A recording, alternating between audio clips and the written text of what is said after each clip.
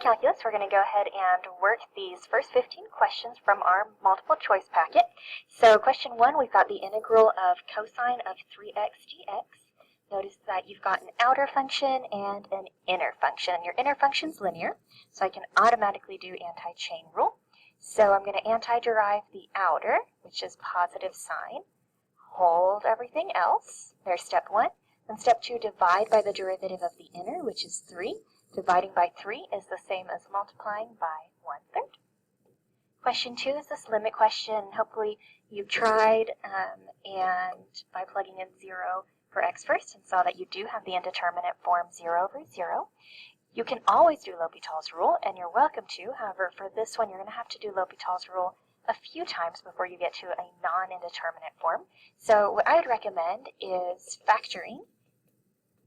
You can see that they both numerator and denominator have a factor of x cubed. So if I factor out x cubed, I get 2x cubed plus 6 here in the numerator, and then factoring out an x cubed in the denominator leaves me with 4x squared plus 3.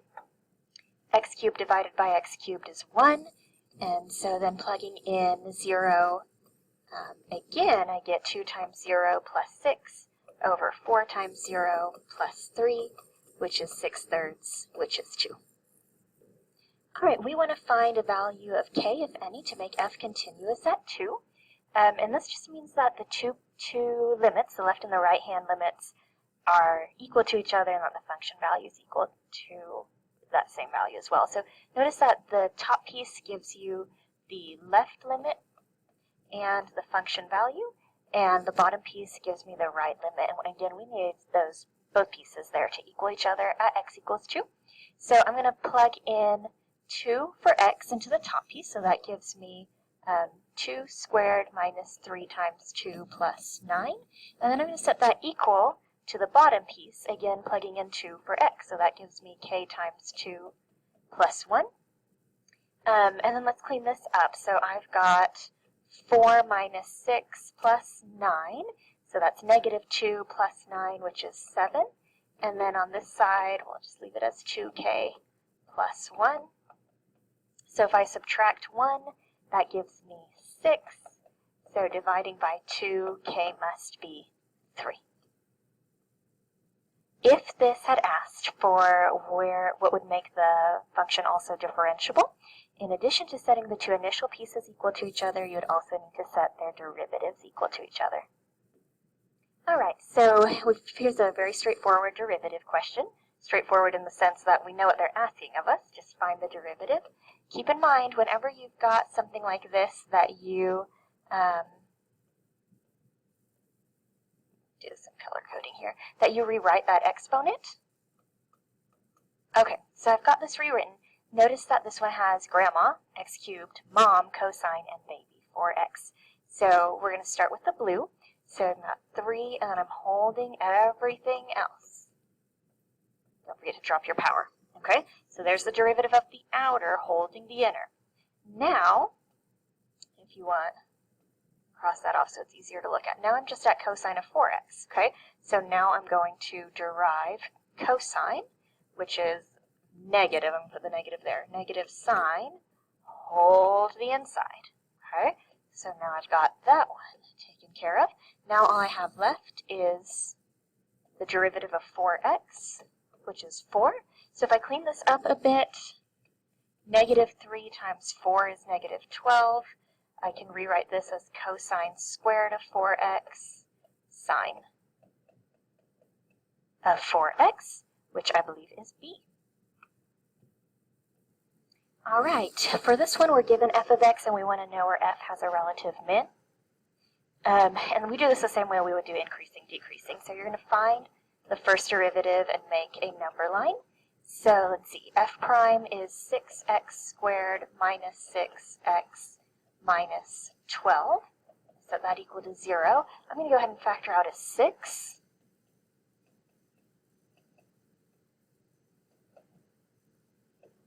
So factoring the trinomial here, we want to know what multiplies to be negative 2 adds to be negative 1. So that's going to be minus 2 plus 1. So my critical points are -1 and 2. I'm going to come over here and make a number line with only those critical points. And then I'm going to label it f prime and f. I'm going to come back to my factored form of the derivative. And I'm first going to plug in a number less than -1, like -2. So that would give me the 6, which is positive, times, if I plug in -1 right here, I would have -3, which is negative. Plugging in, -2 here, not -1, plugging in -2 gives me another negative here. So I've got a positive times a negative, which is positive. I don't see any even multiplicities, so that means it will switch signs each time. So that means that f goes from increase to decrease to increase. We are looking for a relative min, so notice that happens right here at 2. Notice that's also where f prime changes from negative to positive, if you want to think of Peterson diagram. All right, for question 6, it's just a good old tangent line. So I start with y minus y1 equals m times x minus x1. I know that x1 is 1, so if I want to find, let's write that, x1 is 1.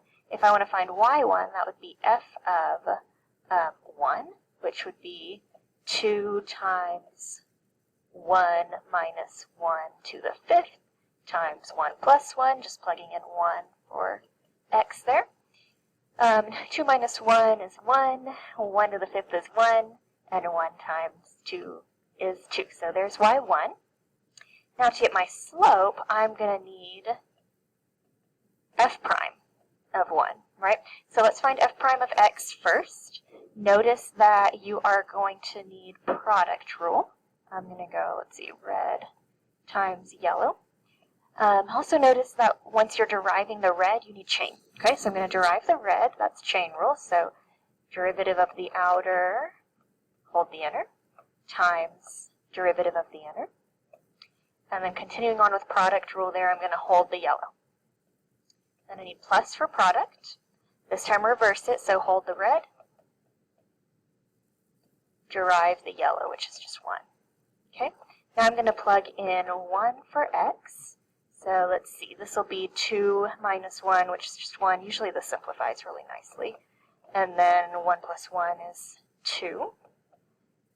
Again, 2 minus 1 is 1 times 1. So as I clean this up here, I've got 5 times 1 times 2 times 2. So 5 times 4, that'll be 20. And then just plus 1 times 1. So I'm getting 21. So plugging this back into point slope form, I've now got y minus 2 equals 21 times x minus 1. So I've got y minus 2 equals 21 minus 21. If I add 2 to both sides, I get that y equals, I dropped an x, 21x minus 19. Okay, question 7, we've got an indefinite integral, so let's start by rewriting all these square roots. So I'm going to go e to the square root of x would be x to the 1/2, and then I am going to rewrite that square root of x in the denominator as x to the negative 1/2. Okay, and I color-coded, like this on purpose. Notice that this is an anti-chain because you've got an outer, that pink function, e to the x, and the inner, x to the 1/2, and you're multiplying by some form of the derivative of x to the 1/2, the derivative of the inside, right? So to do anti-chain, it's not enough to just have an outer and an inner. You also have to be multiplying by the derivative of the inner. You have to have that extra term, if you will, in order to go backwards on chain rule. All right, so step 1, anti-derive the outer. Well, the antiderivative of e is just itself, holding everything else. Okay, step 2, divide by the derivative of the inner. Again, the inner is x to the 1/2, whose derivative is 1/2 x to the negative 1/2. This is the step where, again, that term has got to cancel. It's okay if you're left with a coefficient, which you are in this case. So notice that you are dividing by 1/2, which is the same as multiplying by 2. And then I've got this e, and then x to the 1/2 is the same as the square root of x. And of course we need our plus c. All right, so for this we want to approximate that definite integral using, let's see here, trapezoidal. And remember, for trapezoid, always think average for your height, okay? And we want 3 subintervals of equal length, and that trapezoidal approximation should equal 52, okay? So let's see, our change in x each time is 2. This will be your base, okay? Remember your delta x. And then your f of x is dependent on the kind of method that you're using. In this case, it's trapezoid. In trapezoid, you average your left y value and your right y value, okay? So you're going to have height, which will be the average of 4 and k, so 4 plus k divided by 2, times base, which was 2, plus, all right, now average the next two, which would be k plus 8 divided by 2, that's the height, and then delta x again was 2, plus, and then lastly you're going to average 8 and 12. That's your height, because you're using trapezoid. Trapezoid, think average, times base, 2, okay? Now, nice things happen here, right, because 2 divided by 2 is 1, okay? And keep in mind, I want all of this to equal 52. All right, so cleaning this up now, I've got 4 plus k plus 8 plus 8 plus 12 equals 52.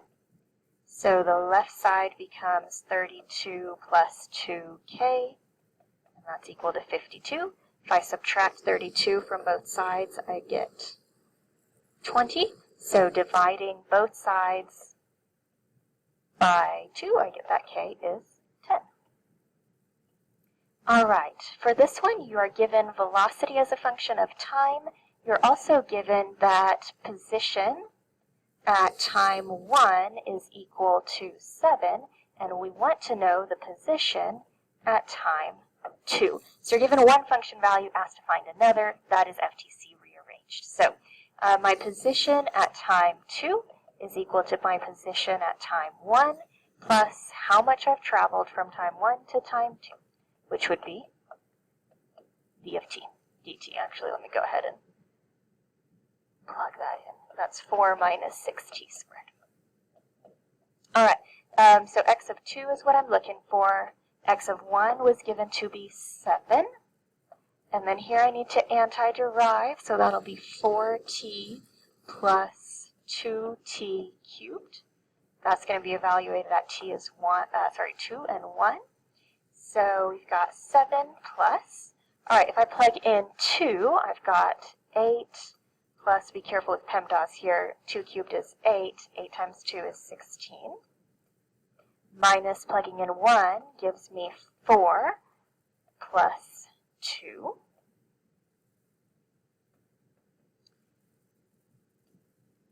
Okay, for this one you've got that velocity is given as a function of time. You are also given that position at time 1 is 7, and you're asked to find position at time 2. So notice you're given one function value, asked to find another, so that's FTC rearranged. So my position at time 2 will be my position at time 1 plus how far I've moved from time 1 to time 2, which will be your displacement. So you want velocity in here. All right, position at time 2 is what you're looking for. Position at time 1 was given to be 7. And then this is not calculator active, so we'll anti-derive here, find an antiderivative.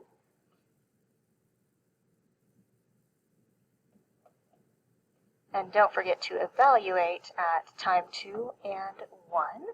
So we've got 7. All right, if I plug in 2 for t, I've got 8. Be careful with order of operations here. So 2 cubed is 8, times a negative 2. We've got negative 16 there.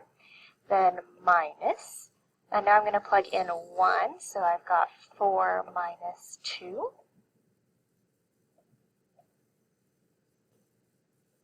All right, so 7 plus 8 minus 16 is negative 8, minus 4 minus 2 is 2, so I've got 7 minus 10, which is negative 3. All right, question 10. You've got this graph. Notice that you've got a discontinuity at x equals 2. So that means when I plug in x equals 2, that the denominator must be 0. Okay, so let's start with that and see if that's enough. So plugging in 2 for x into the denominator, then setting the whole thing equal to 0. Solve this for b, and you get negative 4. That's a sloppy negative 4. All right, and that is only available for option D. If that were not enough, you can also look to see that there's a horizontal asymptote at y equals 3. So when you do Bova-Bott needs DC, notice that you've got eats DC. So when you divide coefficients, you would need to get 3 over 1. So A needs to be 3. We didn't need that information for this one, but it's not a bad review. Okay, we want the slope of the tangent line, so we just want the derivative at x equals 1. Notice you do need chain rule. I'm going to do the numerator in blue, denominator in red. So I'm going to start with the numerator. So derivative of e to the negative x is negative e to the negative x. Hold the red, minus for quotient, and now flip it. So hold the numerator, derive the denominator, all over the original denominator squared. All right, now I'm going to plug in 1 for x. So I've got negative e to the negative 1 times 2 there, minus e to the negative 1. I'm going to put a 1, an understood 1 in front there. All over, let's go, 1 plus 1, which is 2, squared is 4. So let's combine like terms here. These are like terms in the numerator. So you've got negative 2 minus 1, which is negative 3, e to the negative 1, all over 4. And there's only one that has a negative 3/4 coefficient, and that is option B, which is correct because I can drop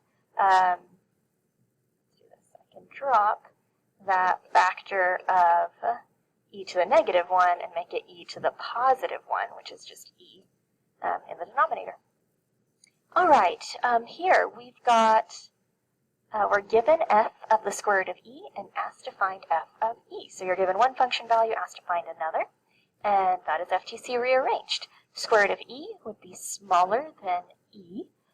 So I'm going to use square root of e as let's do it like this, a and e is b. So remember, FTC rearranged says this.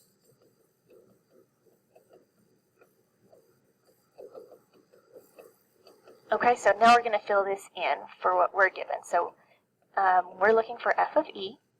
We're given f of a.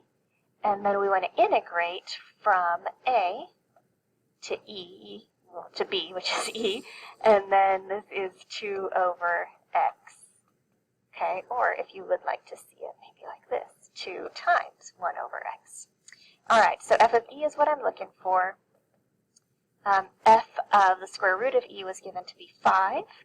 And then here I need to integrate. So notice that this is 2. And then the antiderivative of 1 over x is ln of the absolute value of x. We're going to evaluate this at x equals e, and x equals square root of e, which actually,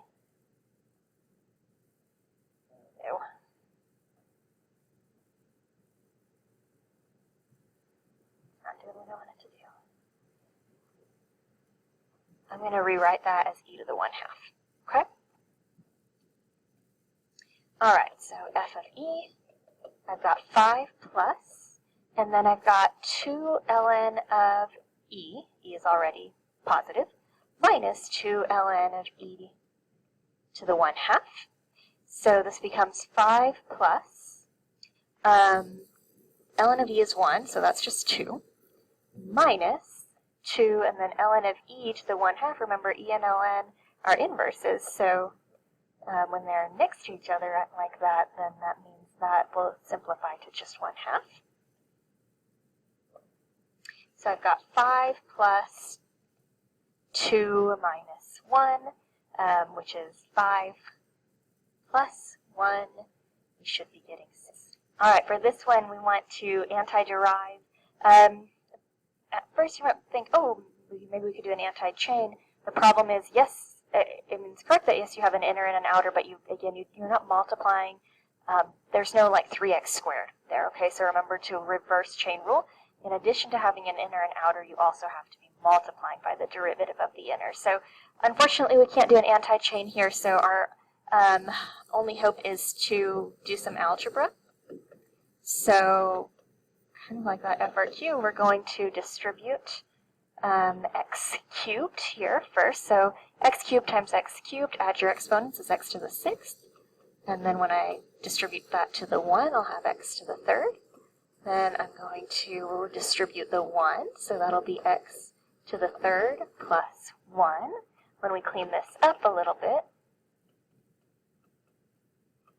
we get that. So we can replace the integrand with that trinomial. So now I want to integrate that, and now I can go term by term, and now you can probably match it up. Oops. Sorry. X to the power of 4, so that'll be 1/2.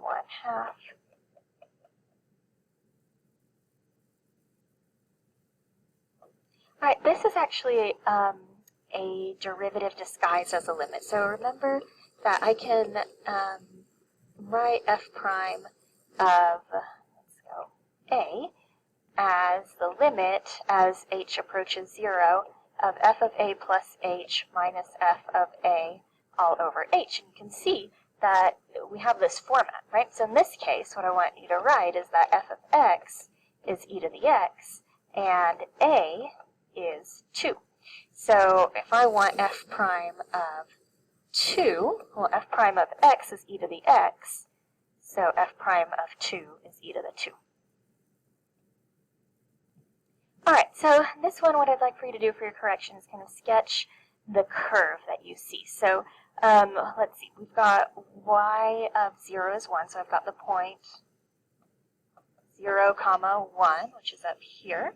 And then if I can follow these curves, I can definitely tell that there is a horizontal asymptote, both going, x is approaching 0, sorry, y is approaching 0, both as x approaches negative and positive infinity. Okay, so now kind of your algebra 2 and your pre-calc is going to come into play.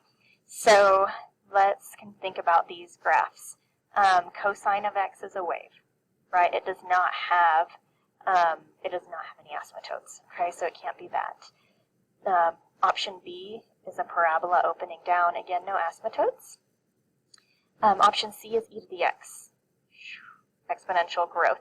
It has an asymptote, but only as x approaches negative infinity, not as we approach positive infinity as well. Okay. Now for this next one, I think the most telling thing here is that our curve is valid for all real numbers, right? The domain is negative infinity to positive infinity, but here, can you take the square root of a negative number?